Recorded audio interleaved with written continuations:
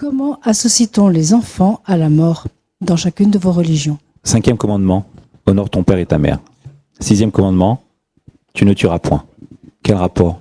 Pourquoi les avoir juxtaposés? Un père qui avait bien réussi dans la vie, qui a fait réussir son fils, unique, en lui léguant toute sa richesse, est devenu veuf.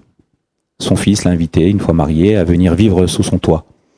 Mais au fil des années, le père a commencé à vieillir, la cuillère tremblait quand il buvait sa soupe. Et il s'est sali, ça commençait à sentir mauvais. Le tapis qui avait coûté plusieurs milliers d'euros, eh bien, était irrécupérable. Et donc le fils, sur la demande de son épouse, la bru, a demandé à son père qu'à partir d'aujourd'hui, il lui apporterait son repas dans sa chambre. Et le fils, le petit-fils qui regardait la scène de loin, de ses 6 ans, a trouvé que c'était pas tout à fait normal. Lui a continué à avoir des contacts avec son grand-père, qui l'adorait, mais la bru a fait à un moment, a mis le holà en disant à son mari, écoute, c'est plus possible, dans la chambre il y a une odeur terrible qui sort dans toute la maison, c'est ou lui ou moi. Ça vous parle cette histoire?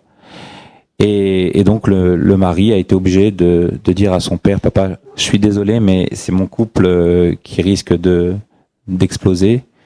Je te propose d'aller à l'hôtel. Le père a accepté parce que c'était un homme sage et qui ne voulait pas la discorde. Et puis un jour, le petit-fils qui revient de l'école voit, alors qu'il neigeait, voit son grand-père sur les escaliers de la synagogue. Il lui dit, mais qu'est-ce que tu fais là? Il lui dit, je suis ici depuis quelque temps déjà, depuis plusieurs mois. Mais ne t'inquiète pas, mon petit-fils, tu sais, je suis aidé, il y a des associations qui me viennent en aide. Mais maman m'avait dit que tu étais parti loin, dans un autre pays, en voyage. Donc maman m'a menti. Et puis il fait froid, papy. Et tu n'as pas de manteau? Attends, je reviens.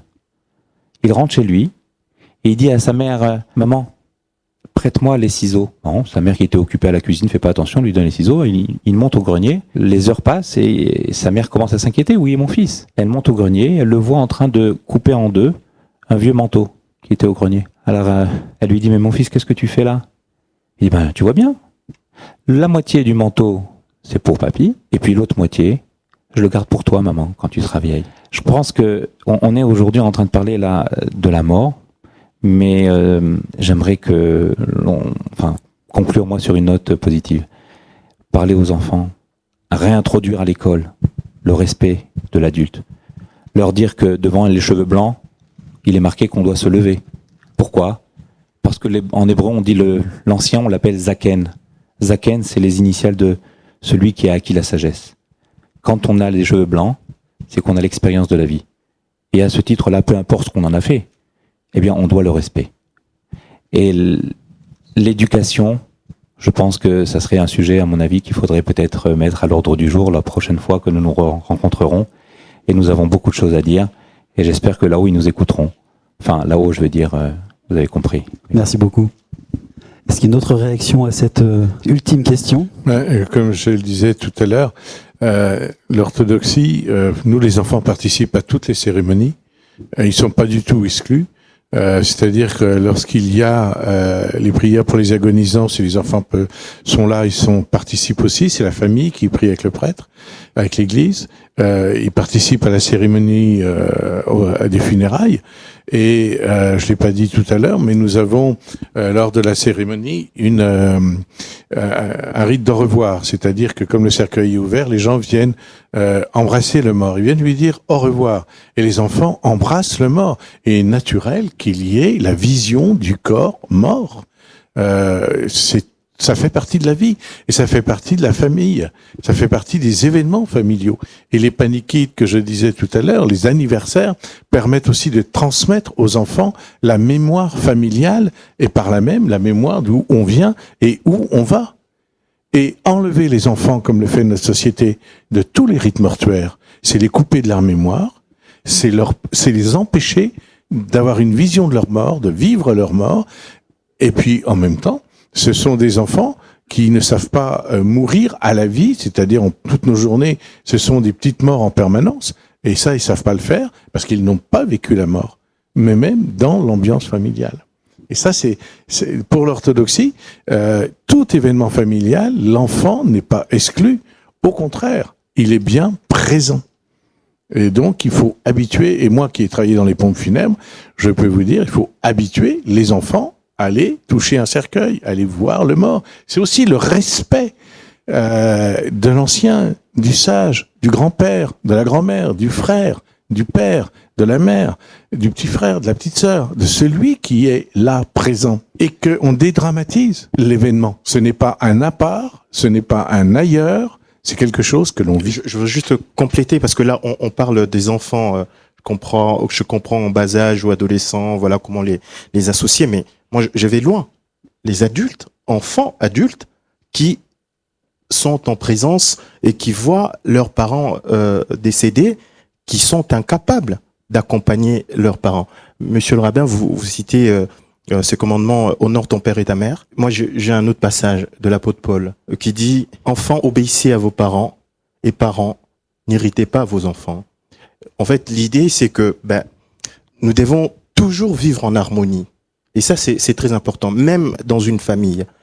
Récemment, j'ai fait un enterrement, et c'est dommage.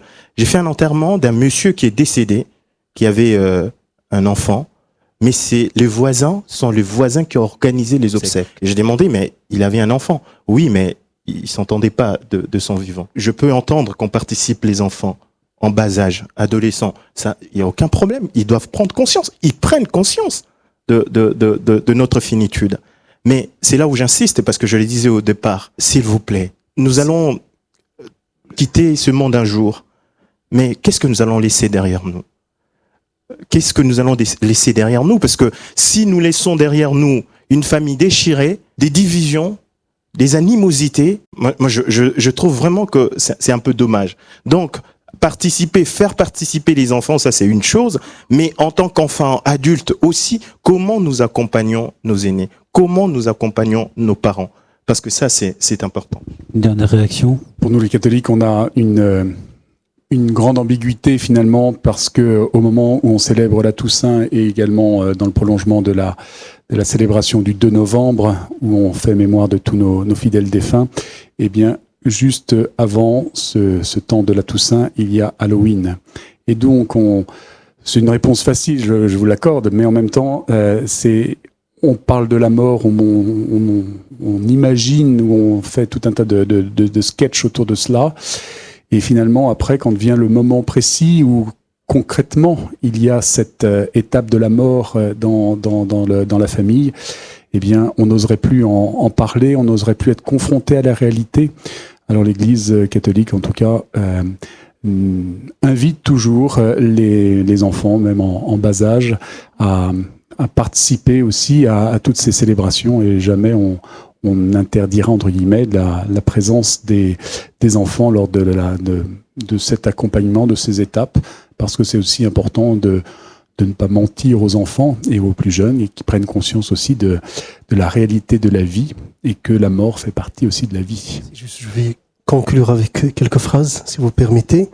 À mon sens, la mort doit intégrer le processus d'éducation des enfants, pour que cette génération naissante puisse embrasser la vérité.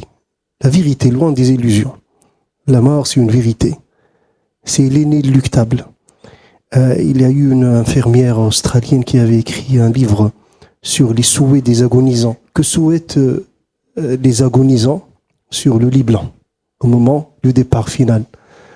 En grosso modo, j'essaie un peu de récolter de leurs souhaits, quelques-uns. Parmi les souhaits, je souhaite dire à tous ceux que j'avais autour de moi, je vous aime. J'ai pas eu le temps, parce que le temps m'a dominé.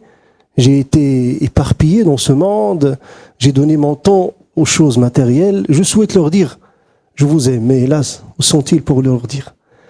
Je souhaite dire à ceux envers lesquels j'ai commis des injustices, pardonnez-moi. Mais où sont-ils?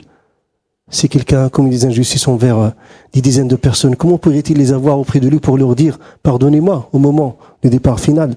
Alors, lorsqu'on parle à un enfant de cela, que la mort va provoquer en nous des regrets et des remords. Donc, il faut éviter les choses qui vont provoquer les regrets et les remords. Sois juste, ne sois pas injuste. Aime les autres, dis-leur que je vous aime avant de les quitter. Donc, ça doit rentrer dans le processus d'éducation. Merci. Et dans le bouddhisme tibétain, comment sont associés les enfants? Je vais pas alourdir particulièrement, c'est plus un témoignage personnel. Bah, voilà, moi, il se trouve que mes enfants sont petits, ils ont 7 et 9 ans. Donc, ils ont découvert leur mortalité il y a pas si longtemps. Donc, tout ça, c'est pas une discussion théorique. Pour moi, c'est une discussion de tous les jours. Alors, il y a une qui s'en fiche réellement, l'autre qui me pose des questions tous les soirs quand il s'endort. Donc, ça touche différemment. Et puis, par les hasards de la vie, il se trouve que ma belle famille est mexicaine et la culture mexicaine a un rapport à la mort, j'ai envie de dire, plus direct, plus franc, plus simple, quasi baroque d'ailleurs.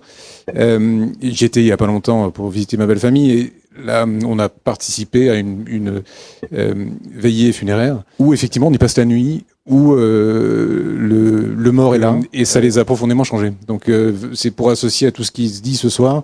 Effectivement, quand c'est démystifié, quand c'est quelque chose qui est apprivoisé, quand c'est connu, et ben ça rend le rapport à la mort beaucoup plus simple. Merci beaucoup. Merci beaucoup à vous tous d'être venus. Il y a peut-être un petit mot de la part de Véronique, Philippe, Annette, qui sont les responsables des différents services de relations avec les religions au diocèse. Et merci beaucoup à eux d'avoir organisé cette conférence qui, j'espère que vous l'avez trouvée très intéressante. Vous êtes encore tous là. Donc je pense que ça a été très bien. Merci beaucoup. Merci beaucoup encore à vous.